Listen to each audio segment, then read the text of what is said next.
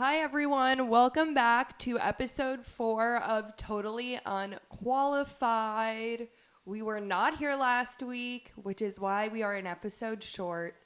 But no worries for anybody who's listening. We are here.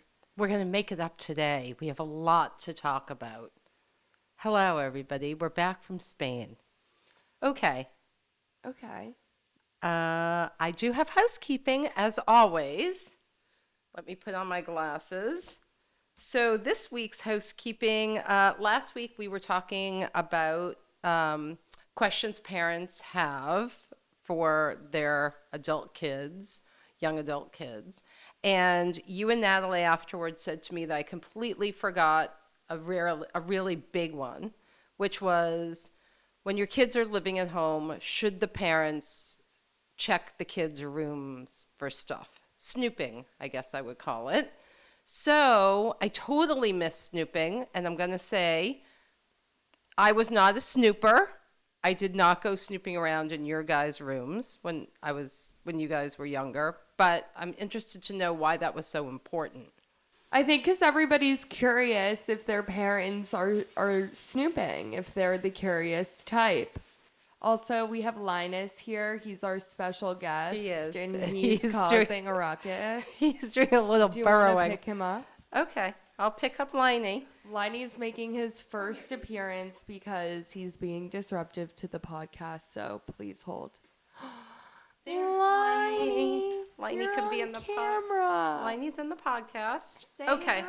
Nobody cares about this. Let's keep talking. So about I it. think everybody was just curious to know if they had snooping parents, because then it would mean a lot if your parents did snoop and didn't talk to you about it or things that they found, and then later on when you got older they told you they snooped, and then you know that they knew the alcohol you were hiding in your room the whole time and they just chose to say nothing about it. I think that's where the curiosity came from. Got it. Well, I will say I don't think Dad and I ever snooped in your rooms, but when Will was off in college, I went to use the storage under his bed, and I did find a giant bottle of vodka stashed. Which is so weird. I know, right? I mean, I don't know. Okay. He also was in college. Why did he get maybe he forgot about it. I think maybe he did forget about it. So what do I think about snooping? I think you and I probably have different feelings, right? Like if you're living in your parents' house, I think maybe it's fair game for your parents to snoop around. Like if you smell weed, maybe looking for the source of that smell. I could see parents doing that, and I think that's in your right? It's my house. Shouldn't I be able to look anywhere? I mean, I don't agree with that. I think if you had a suspicion that I had a drinking problem or was doing hard drugs, that would be room for intervention.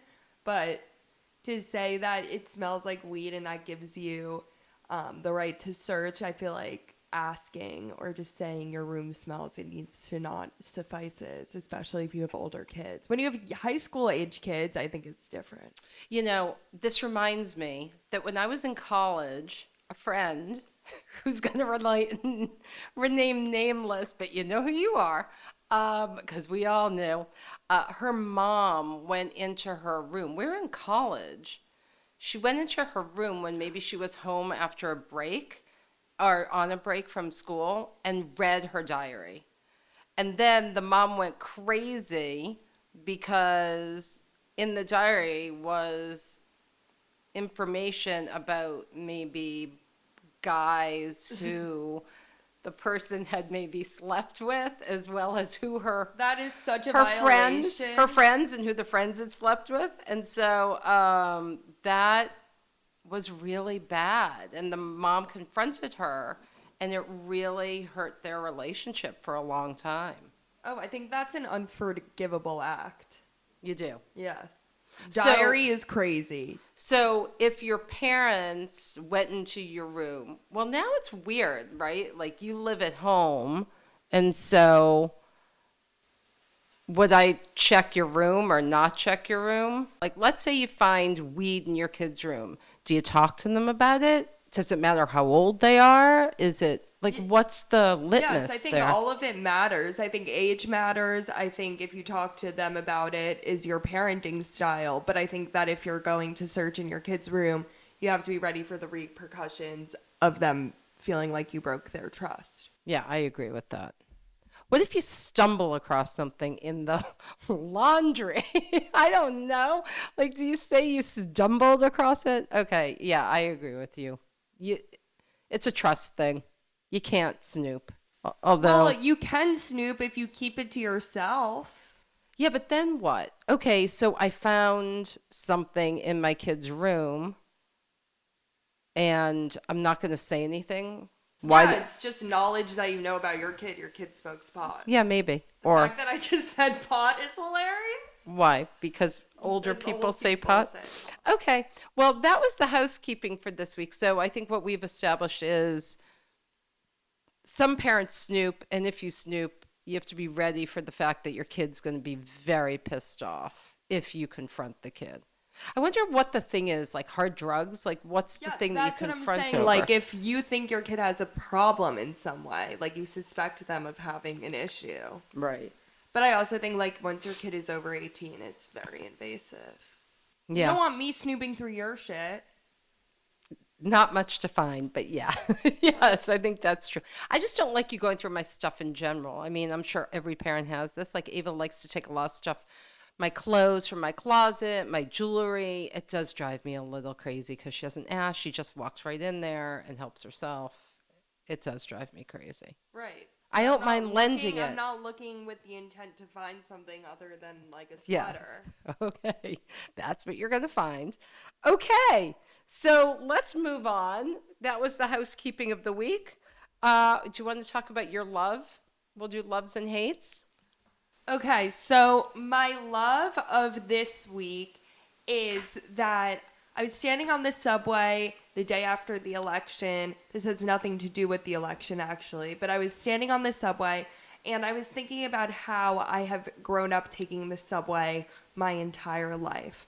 And then that kind of transformed into me thinking about how growing up in New York City, I always thought of the world as being so big. Like now that I'm in my 20s, it's not really like I mean, there are obviously new things to learn every day, but I'm not learning things about the world that a lot of people who didn't grow up in a big place are. Like I feel like I was born into such different cultures and people with different backgrounds and going to public school, being around all different types of kids. I feel like the universe was always so big to me, and a lot of times people come to New York City and they're like shell shocked by like, oh my god, there's so much more to the world. There's so many people with different values. There's so much like diversity in thought and in background, and I never really had to be introduced to that because I think it just kind of started by growing up here, and I think that's lucky to be born into a world where everything seems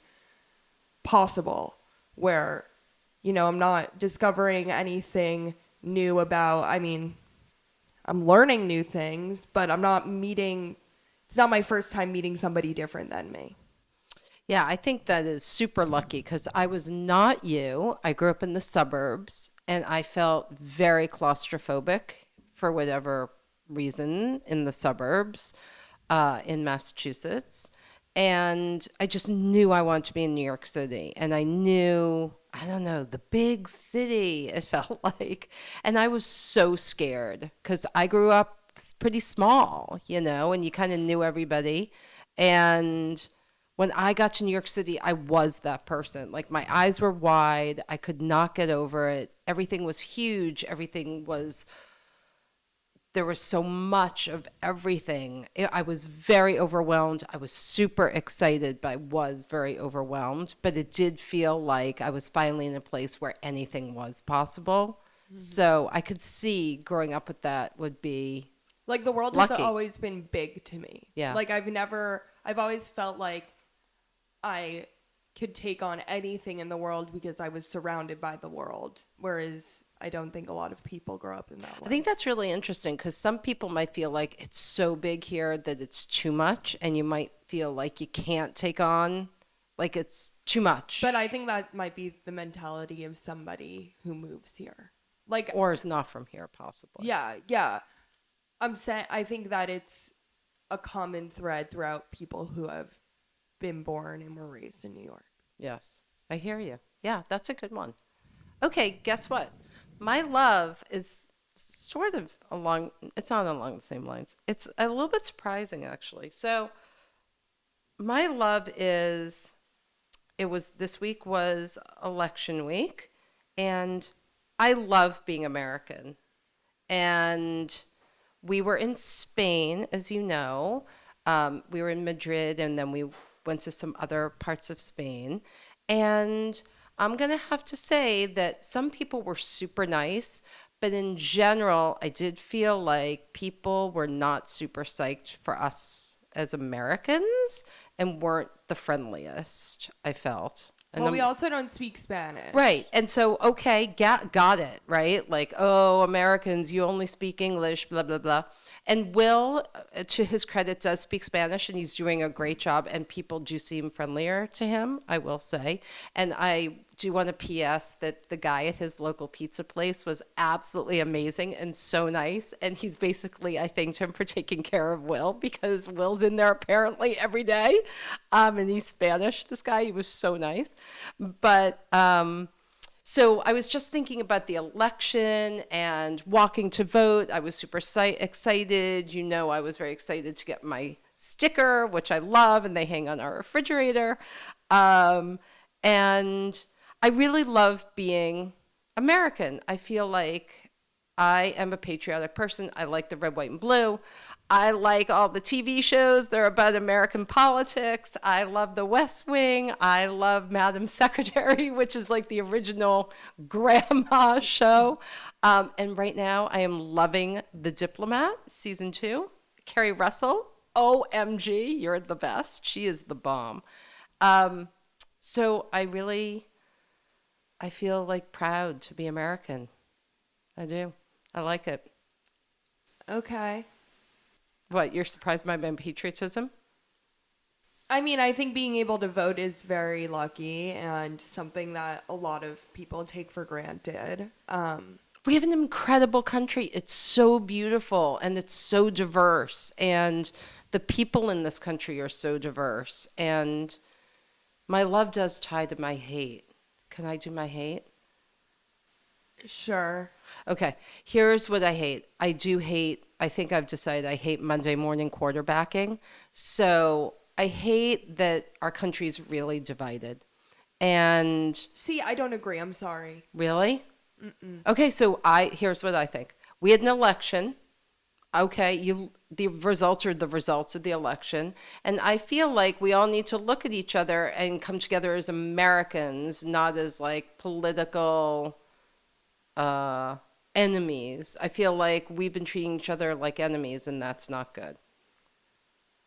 I have something crazy to say. I've been listening to a lot of different things. Yes. And I do have to say, I think that we're actually not divided as a nation. I think that the election results were unanimous. I think that there was an idea. My hate this week, this actually relates to my hate. My hate this week is polling, especially election polling. Like year after year, it's been shown to be inaccurate.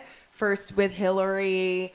I mean, I think Biden was expected to win in the polls in 2020, but this year, like, nowhere reported that it would be a unanimous win for President Trump. So I hate the polls. I think they're inaccurate. Nobody's cracked the code, and I will not be listening to them in the next election. Nate Silver, get a new job. Boo. Boo. Okay.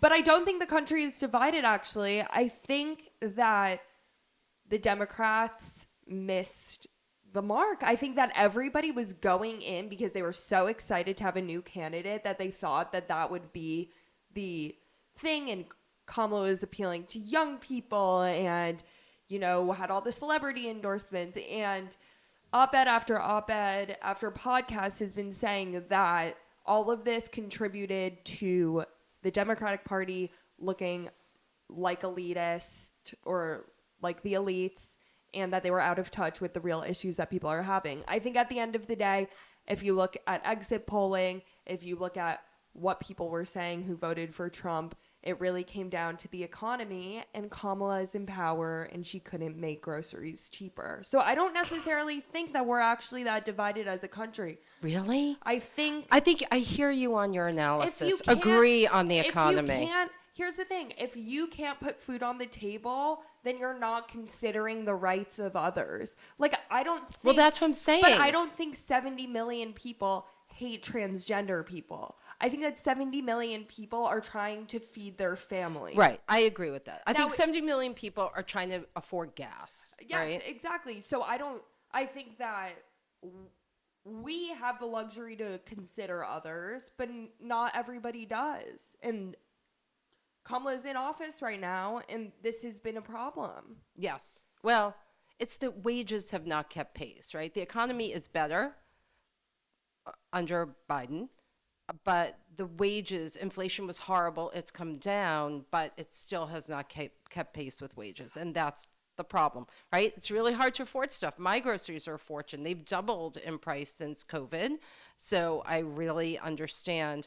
I guess what I'm saying is, I think I understand. You think there's more common ground amongst us. I agree that there's a lot of common ground, but I feel like there are a lot of people not looking at each other and looking at the things that we have in common, like the fact that we're all upset about groceries.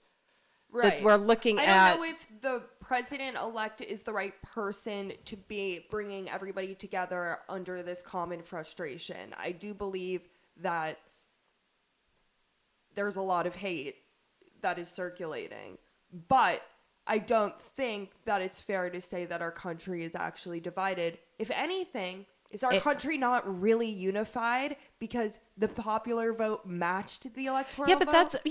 They're unified in their unhappiness. They're unified in their But need you're for looking at only change. 50%. What about the other 50%? It's not 50%. The breakdown was 70 million people did not vote for Kamala. No, I know. But I'm saying that you've got a whole other swath of people who are basically saying, you know what? We're going in the wrong direction, right? Well, I mean, they were both saying we're going in the wrong direction. I guess what I'm saying is that because the election results felt so clear-cut to me, and it feels like there's such a majority. But what was it, like 51-48? How many votes did she get? She got a lot of votes, Ave. You're discounting all of her votes. I'm not saying that everybody in America feels that way. I'm just saying that when you have an election that we went into where everyone was saying the results are going to take weeks and it's going to be contested, and the result was as clear cut definitive. on that night. It's definitive. Yes, we have chosen the most definitively. amount of people have ever voted in an election voted. No, I don't think that's true. Was it the last I don't election? think that's true. I think turnout was lower. But yes, totally hear what you're saying. But my hate was Monday morning quarterbacking, right? Here are all the things we did wrong. Here are all the things we should have done. Let's frickin' move on. I think we need to move on and see what unites us. Too. What? You do? Yep. Oh, I don't. Okay, yeah, it wasn't that much. Trump got 74.7 million votes, and Kamala got 70.9 million. So basically, votes. those 70 million people, yes, definitive, right? It was definitive. He took Congress too. Listen, it's big. But you got 70 million people who are like, no thanks. That feels divided to me.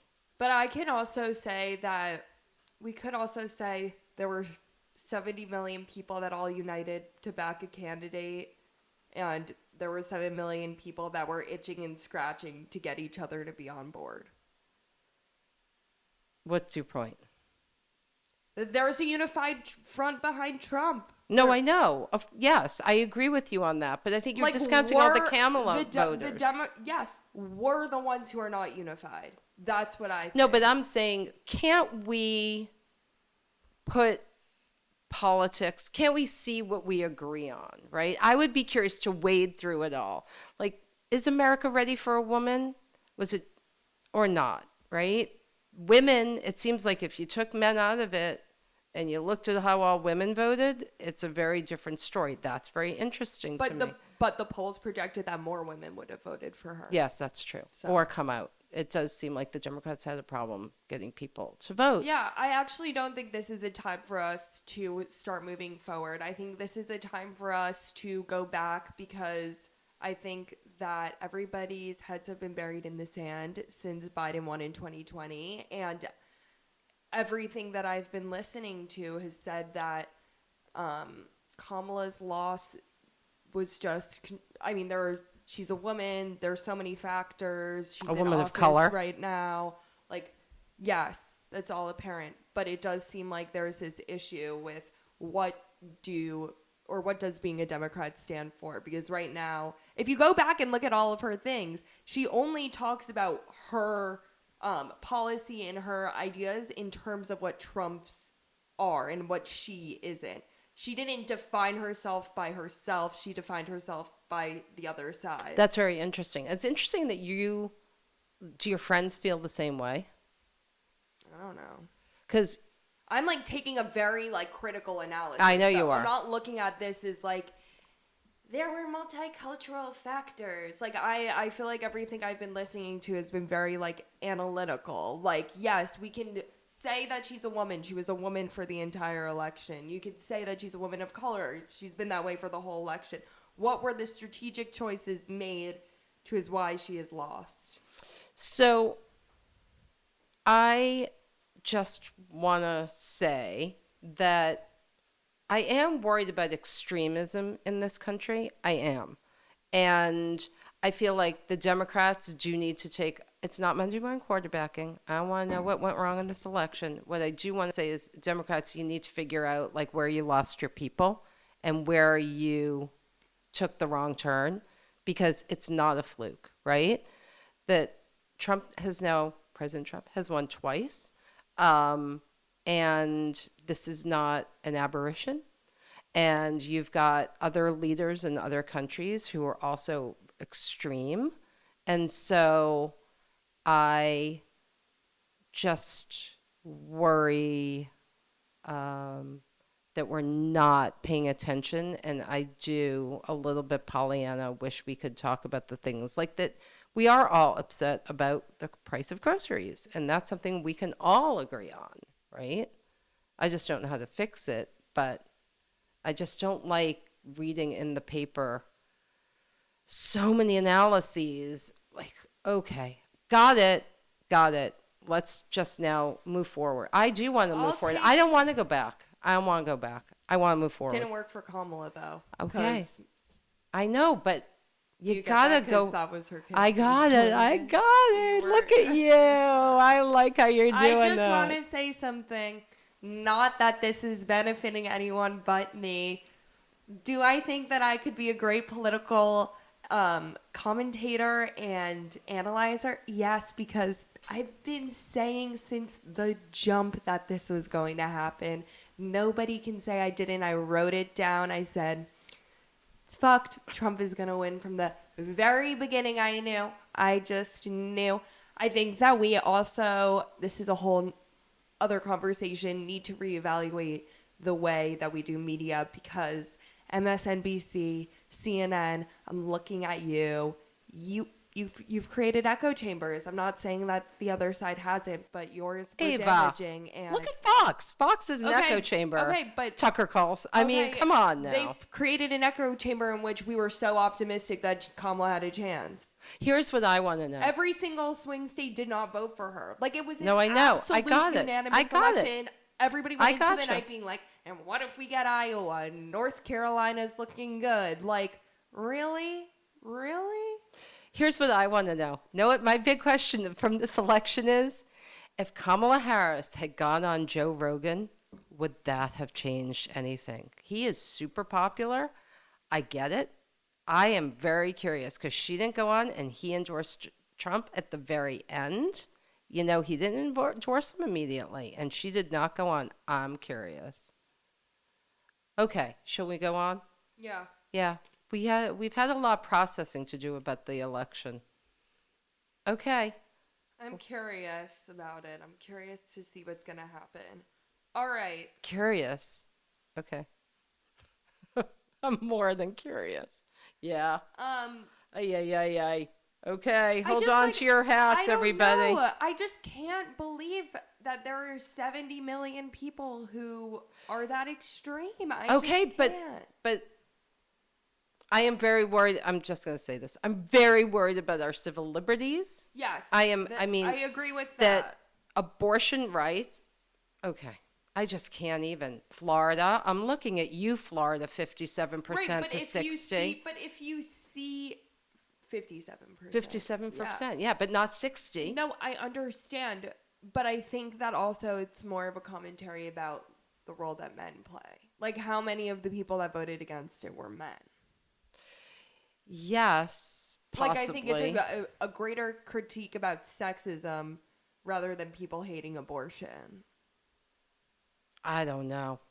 I don't know, Ava, because they're the religious right I on don't all think you can sides. make that I don't know. generalization. All I know is I just want everybody to have their own choices. LGBTQ community plus community. I don't want. That is all harmful and dangerous, I and am I very worried agree. about health care, health insurance for the LGBTQ community. I'm worried about gay rights. I'm worried about a lot of stuff. Women. Yeah. Okay. Let's keep going. I'm going to need a drink now. Okay. All right, so our first question of the week says I need to know about how to understand how to view my life. For example, I feel as though right now I'm 23 and 1 year out of college, and I'm like a freshman to the real world. I need to know how to start a new life in these freshman years, even though we might feel like we're more mature and further along. In the eyes of others, we are still so young and learning. Hmm.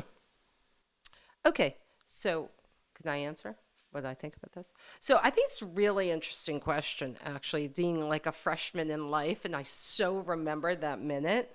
Um, I think maybe this person is should slightly look at this differently because I view your generation and you guys like being the freshmen on the scene, like in terms of work and politics and culture is so lucky. I think you bring new excitement to the table. You bring new ideas. You bring different points of view to like the people who are the sophomores and the juniors and the seniors. And so I think this person should totally embrace being the freshman because I'm interested and people are listening and it may not feel like it sometimes, but people should be listening to you guys and really hearing what you're saying. So that's this part. And then the other part, I remember being a freshman is I didn't know how to do shit, right? Like 401k, what's that? Checking account? Huh? Buying an apartment, I don't even know how I would think about doing that, right? All of those things, health insurance, I didn't understand any of it, right? And so I'm going to say, unless you have parents, and ask your parents if you can. My parents were not helpful with this. Google is a fantastic thing, right? Google it. Google everything. Do I have to send a thank you note after I go to somebody's house for dinner? I don't know. I am a freshman in life.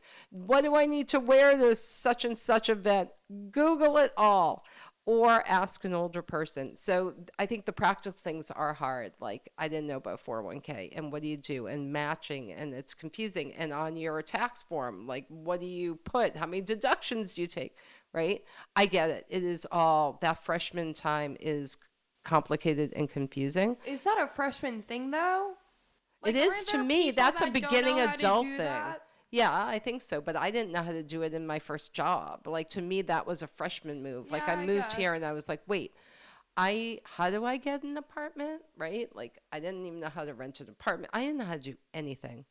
I was so not knowing. So Google is your friend because we didn't have Google. You can ask a grown up or ask a friend's parent.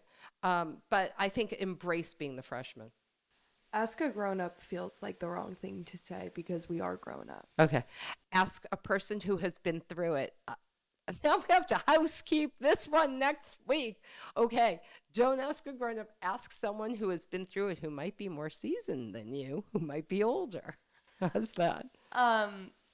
Yeah, I think I like the benefits of being a freshman.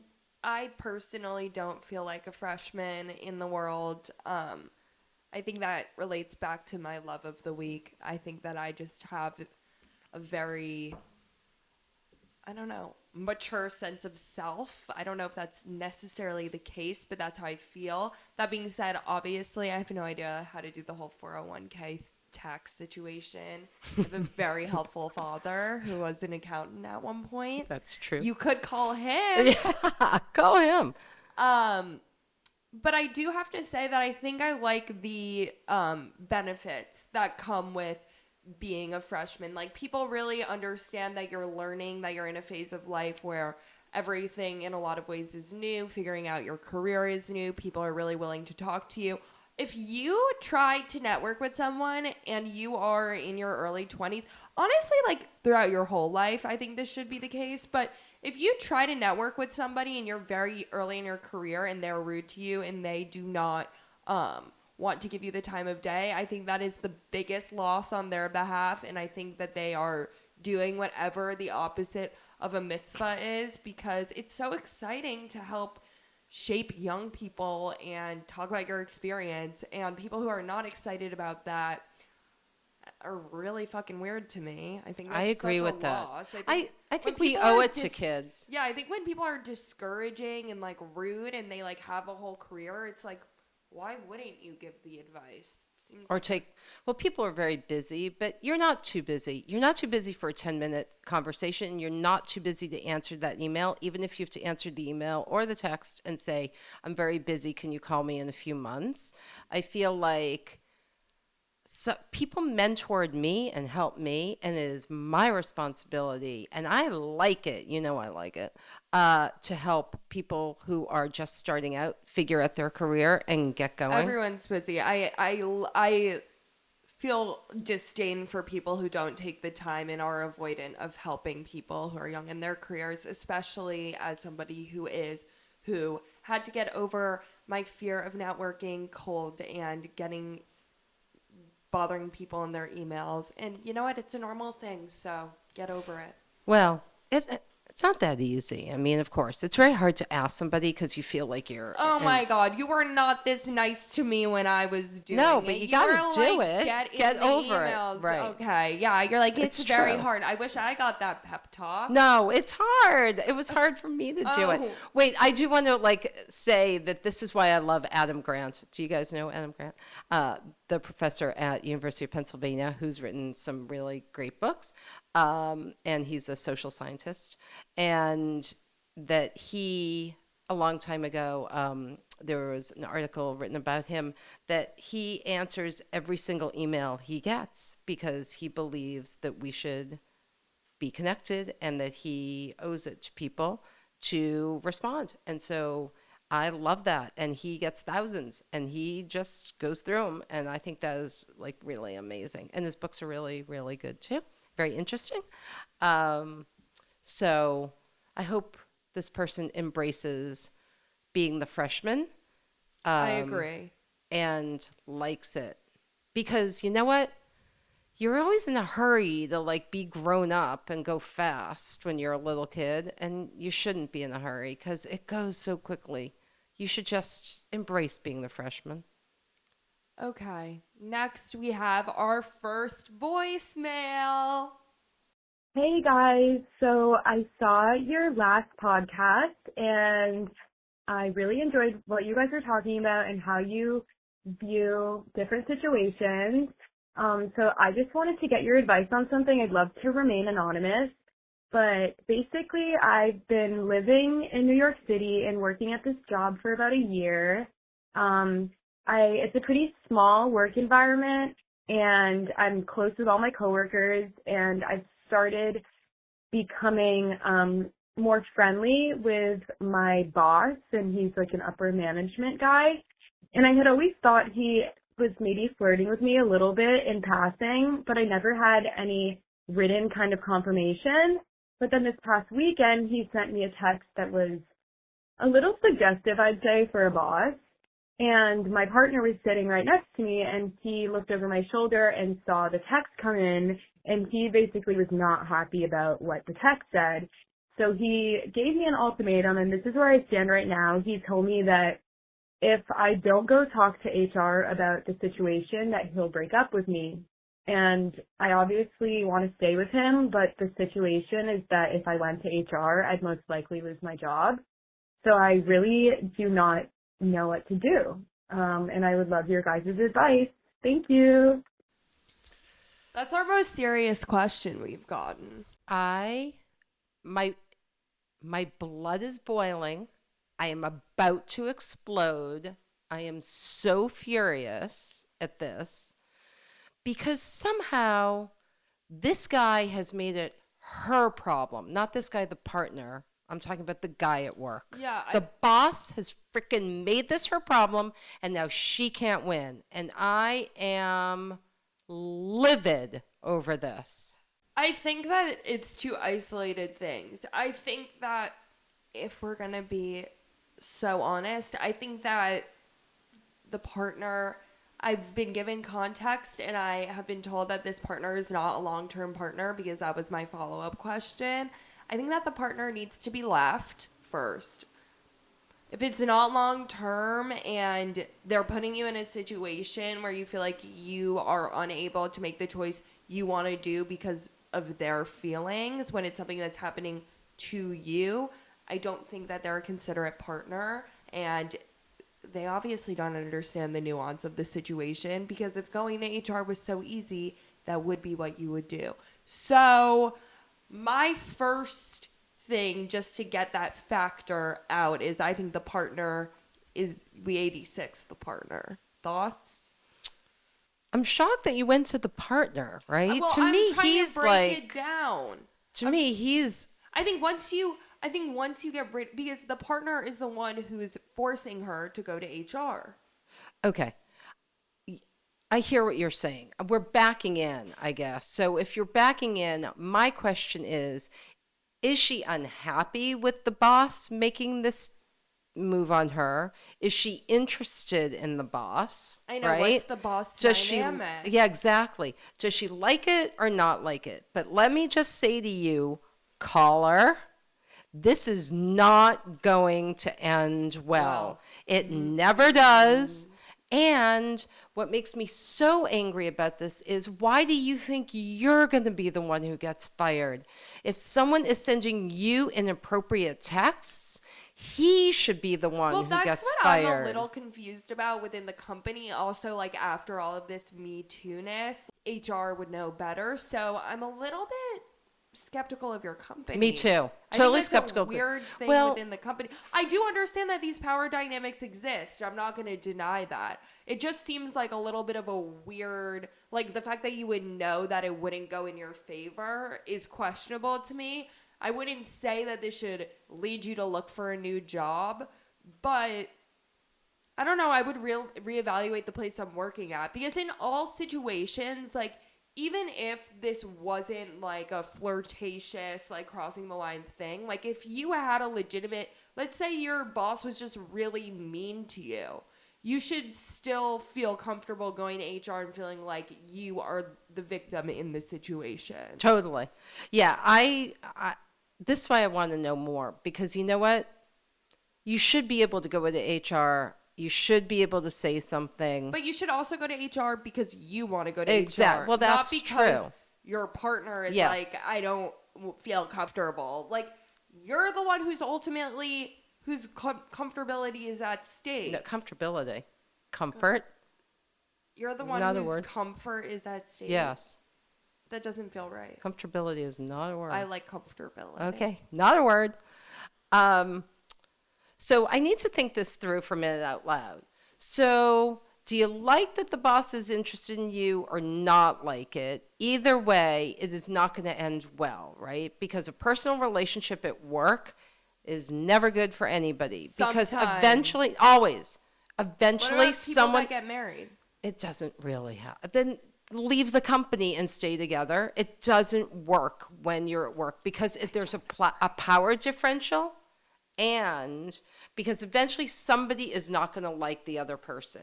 Either he dumps her and then she can't move up in the company and he blackballs her, or she dumps him and he holds it against her and she also doesn't move up in the company and gets black. Like, she doesn't win anyway in this. She doesn't win. You don't win. So now's the minute, I can't believe I'm saying this, to take a step back. If you didn't say something to HR, and you just have to be completely professional and ignore and or say to the guy, you know what, this feels a little weird to me, and maybe make him a little scared that you're going to go to HR, possibly. But Yeah, but that can also be easily weaponized. There's really it no can. way to win. You should in this really, situation. really, the answer is you should be going to HR. That is Right. the answer. But if HR doesn't have your back, it makes it a more complicated issue. For her, I understand, but maybe that's not the truth. As for the partner thing, I get it. I mean, look, when you are in a relationship with someone, it feels like you're flirting with this guy. That feels I weird. mean, but if really, she's he should say, flirting yes, he back, should then- say to her, like, then do you're you not like that him? into me. Exactly. Exactly. Yeah, I think we've reached our conclusion. I mean, my conclusion is the partner's gotta go. And that I think you should do what you feel comfortable doing in terms of going to HR. If you really feel like your job is in jeopardy, I agree. You should just talk to the boss directly and maybe, be... It's not if your job's in jeopardy, if you feel uncomfortable Or you with the feel boss. uncomfortable. But I being also inappropriate. think that, like, if you maintain professionalism always, then, like, and don't give him room to be unprofessional to you, I think that, I don't know what this guy is like. I would hope that he would catch the hint, but who knows? This is so hard because in a work environment, you want to be social and friendly and you want everyone to like you and you want to be able to move up. And so there is that line, right? Like, how social are you? Do you go to drinks with your coworkers? Do you not go to drinks? Do you talk with everybody? Do you just do your work? Like, it's so complex, the work world. So I really understand the complexity of it, but if you are uncomfortable with what he is doing, Shut it down. you got to go to HR, and they should not be firing you. And if they do, I would say you have a lawsuit there. Shut it down. Shut it down. Yep. Shut it down. I like that voice. Okay. I hope that was helpful. That's a hard one. All right, our advice of the week is over. I hope you all feel advised. I feel sad about that one. All right, our topic of the week. Since last week you asked all of the questions. I did. I asked My a lot of questions topic last of week. the week is Da-da-da. what do you do when you feel friend envy? I mean, this is an issue throughout everybody's whole life, but I think especially in your 20s where one person could be unemployed and have a boyfriend and somebody else could be making six figures and be alone, and yet somehow you feel like a weird imbalance because one of your friends is making a lot of money but you have a boyfriend, but they don't have a boyfriend, and they can go on vacation to these places and I can't. And I just think that everybody's kind of at different stages in this, what we called freshman year. So I guess my first question for you is, how do you feel it is best to handle friendship envy in your 20s? Yeah, it's hard. I think particularly it always seemed like relationships were the big one, that there were people who were always in relationships or were in them, and then there are people who were not. Hello, that would be me. I don't know. I didn't date a lot of people, and That's I wasn't. You're not being reliable. I am. It took me a long time. I didn't get married until I was Okay, 30. but you dated people. I did, but not. No. I can't explain it. It wasn't the same as other people. I felt like I was single a lot of the time, and I felt like I was never going to meet somebody. I did feel that way. And a lot of my friends had already met people, and some of my friends got married very young. And so I think it's very natural, normal, can we say that word? To be envious. So what do? You end up hanging out with your other single friends, and same thing for a job, right? But I think you got to say to yourself, what I'm thinking about the job. The job is different, right? Because if you're unhappy in your job and somebody else is making a lot of money in theirs, it is hard because you're like, oh my God, they can afford everything and I can afford nothing. But you do have to say to yourself, am I doing everything I possibly can to get a job where I would make more money? And in my case, maybe I wasn't doing everything I could because I was nervous about calling people. It always comes back to networking, right? So I think with friend envy, you got to look at yourself and what you want and think about why you're envious of the friend. Like, what is that? Is there more going on there with this friend? Has this friend been not nice to you? Is there like something going on? I also think that a lot of times I feel like this envy could come from their feeling like there's a clear power imbalance. That's what I'm saying.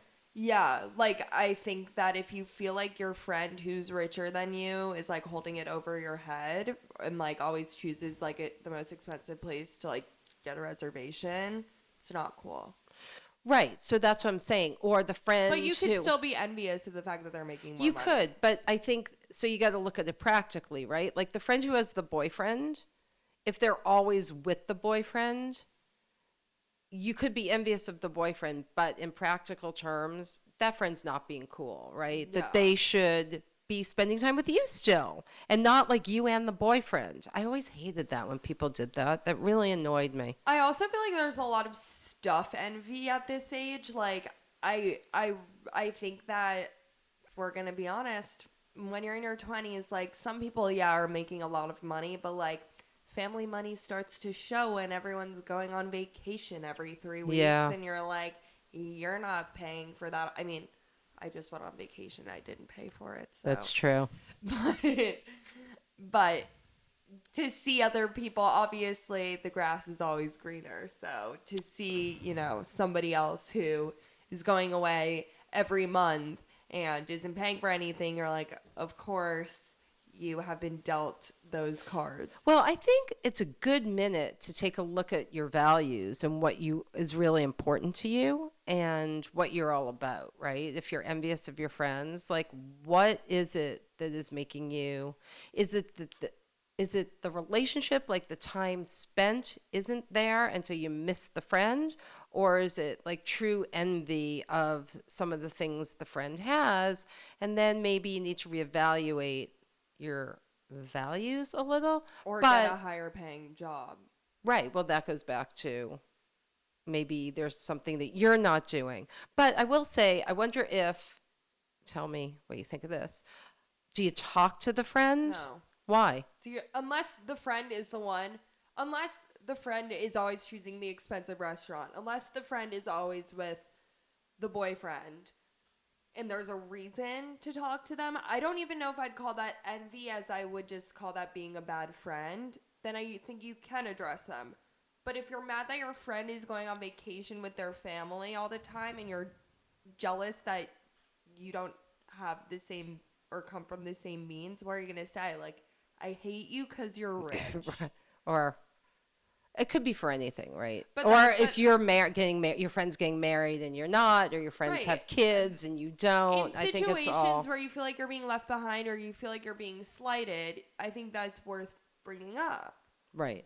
But I don't think you can just be like, I hate you because you're pregnant. No, but I don't think the hate is too strong a word. Like, I'm thinking about the nuance of this, right? I'm green because you're pregnant. Like, yes, there could be a million factors. Right, that could be really hard for this other person. If you have a friend who is close enough with you, they shouldn't know that. Yes. So you mean the pregnant friend should know that. And they should act accordingly. If they know if you're pregnant and I'm having a tough time getting pregnant, and you're walking all around with your belly up in my face being Well, rude and whatever. it's kind of, well, it is sort of hard to hide the belly, No, but but yes, I know what you're saying. I do know what you're like saying. all you talk Yes, about is having a friends baby. need to You be don't considerate. consider Oh, the so other right. person. So I think as the envious person in situations like that that are really hard, and there are some really hard ones, right? Like if you are broke and you're not working and you can't get a job and your friends are, it's hard. That's really hard. So I think taking care of yourself is something you need to do. Like, what can you do, little things to help yourself feel better? And maybe you do need a break from some of the friends, right? Because maybe it's just too hard. If all your friends are getting married and you're single and you don't have anybody and you want to be married, because not everybody does, but if you do, maybe Not you do everybody need. wants to be No, I just said married. not everybody does. Okay. But if you do and all your friends are, Yeah, it's so maybe difficult. you need to take a little break from those people, those friends, and do something else or take care of yourself in some way. I think when you're envious, like some of it is really hard. Yeah, I think to close out this conversation, I think that jealousy is normal and natural in friendships, and like you can be jealous of people, like, and it can fade in and out, and it could be for a million reasons. But I think once that starts impacting the time spent with the other person and like the foundation of why you're friends, then I think it's a problem. And I think that, Yeah, to but be honest, I think that a lot of the time, like, what makes envy hard is that you feel it internally and you can't really get mad at the other person because of it unless they're like intentionally doing something to you. And so I think that it's one of those things where like you just kind of have to focus on all the good things in your life. it's very hard to do that, though. I mean, I do, as you're talking, I am thinking about this and thinking, okay, so I'm just going to say in my life, early on, we had lots of like things happen in my family, and my sister was killed in a car accident when I was really young. There was a lot of loss, there was a lot of sadness, and then there were other people who passed away. And then you look at people who've lost nobody, right? And so I could feel envious, like, how come they have it so easy? How come it all just seems to work out for them and not for me? And I remember feeling that way, particularly when I was young. Like felt harder for me, right? So I think there is a minute where you have to say, like, take care of yourself and be like, you know what? Let's acknowledge it has been harder, right? For the person who can't have the baby, it's harder. It is.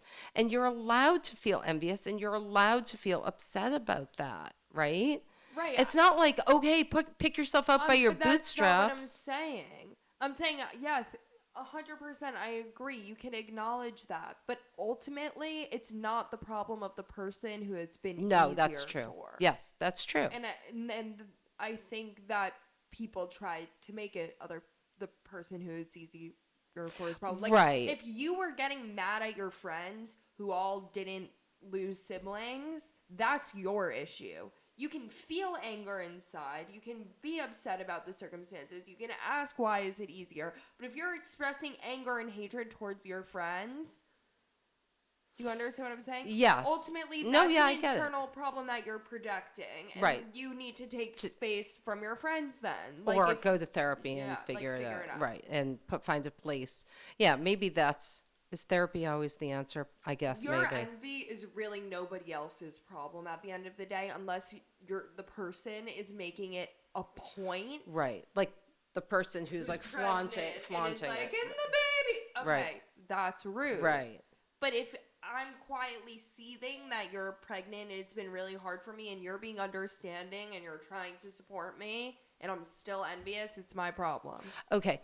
But yes, I'm with you. And I'm not closing out this issue yet because I think there is a responsibility on the friend side, right? About being a good friend. Like someone we know recently told me about when let me remember this. When she was not engaged, all her friends were getting engaged and getting married.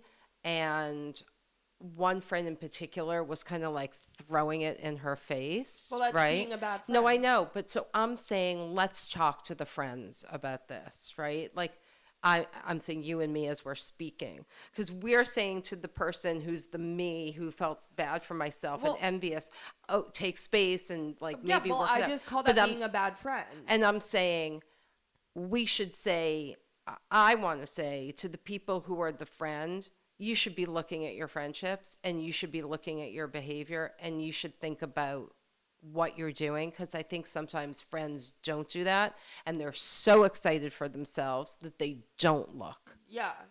Well, I right? just think that's like narcissistic a little Well, bit. I think it's you get wrapped up and you're excited about certain things. You get a promotion, you want to like tell everybody in the I world. just like And don't but I don't think that that is insensitive. I think it's insensitive when it becomes incessant, when it's harping on the weaknesses of other, when it's intentional. no, that's what I'm saying. So I'm saying friendship is complicated and friendship is always, I think it's fluid, right? It's a work in progress. It's not like I have a friend and it's static and it is what it is.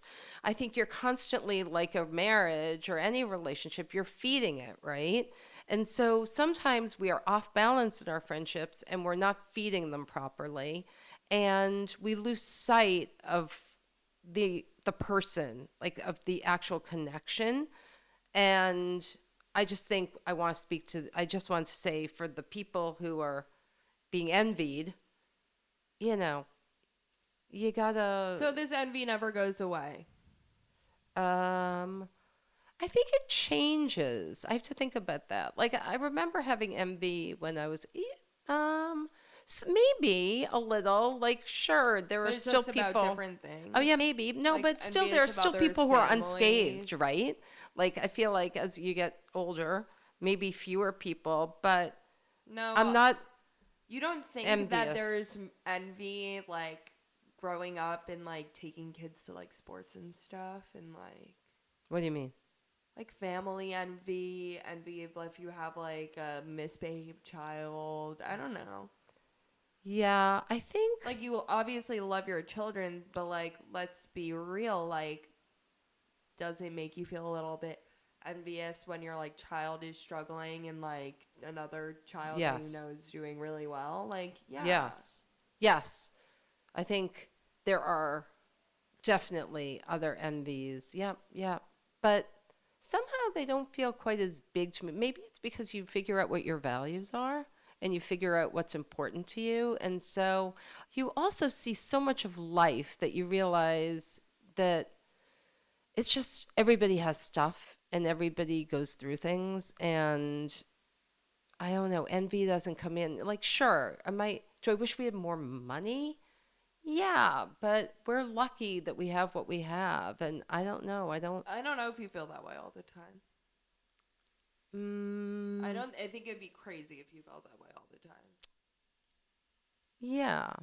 No, I don't feel that way all the time, but I'm not envious. I don't say, like, oh, is there a friend that I feel like, oh my God, they're so lucky. No, And yeah. I mean, I don't think that. I think that's a weird friendship if you think your friend is just like across the board better than you. That's just like you have unhealthy self esteem. It's yes, like a different I was issue. actually just thinking about, do you become friends with people who are the same socioeconomic status as you? Yes. Do you? This is a different question. I know, Yeah. but I was just thinking about Yes. that.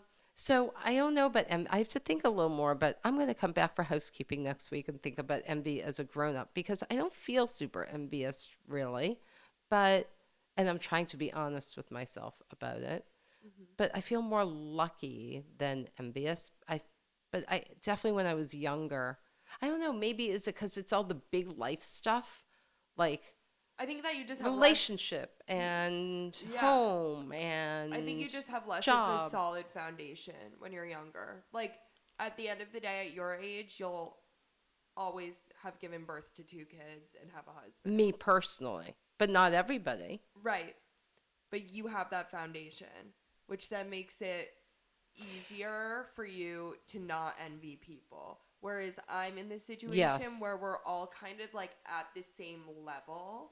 Like you've chosen your path, right? You've chosen to have kids. And I whatever. have, but what and if... you've had that ability and you've been lucky, and there are Yes, people that I are have. envious of that. But your path, you're at a stage where everybody's choices have kind of already been made. Yeah, but what if your choice wasn't your choice, right? And Like, that what is if you envy. wanted to get married and you have not found the and right that's person at my age? And that's envy that has followed you throughout your life. I think why it's more prominent at my age is that we're all kind of starting out from the same place. Right, so it feels more like a horse like race. more people are going up the totem pole. You're getting Right, married. you feel you're it doing feels this. like you're in the horse race because Yeah. you're all starting at the And same at place. some reason, like I hate to be this person, especially because I'm younger, and I'm sure that our listeners your age will probably laugh when they hear this. But like, at some point, when do you say to yourself that you can have that envy, but you do need to get over it? I'm not sure. I don't. That's a really good question because I'm thinking about if you are someone who wanted to be married and you are in your 50s and it didn't end up working for you somehow and you're envious, that is really understandable, Right. right? It's Like, so do you say to understandable. that person, like, freaking get over yourself? No. I'm not telling you to get over. I understand that the envy that they have is natural. and You're that- saying make peace? Yeah. Like, you just kind of, like... Also, like, if you think at you're 50 and it's, like, the end of your life and you can't get married afterwards, like, you could. Oh, well, I don't know that it's very hard to meet somebody. Okay, we're tangenting. All right. Okay. You guys. Is there anything else we want to say? I will have housekeeping next week because I'm really thinking about this. Okay. I guess that's it. Thanks for listening, everyone. Thank you, everybody. We'll be back for episode 5. Have a good week.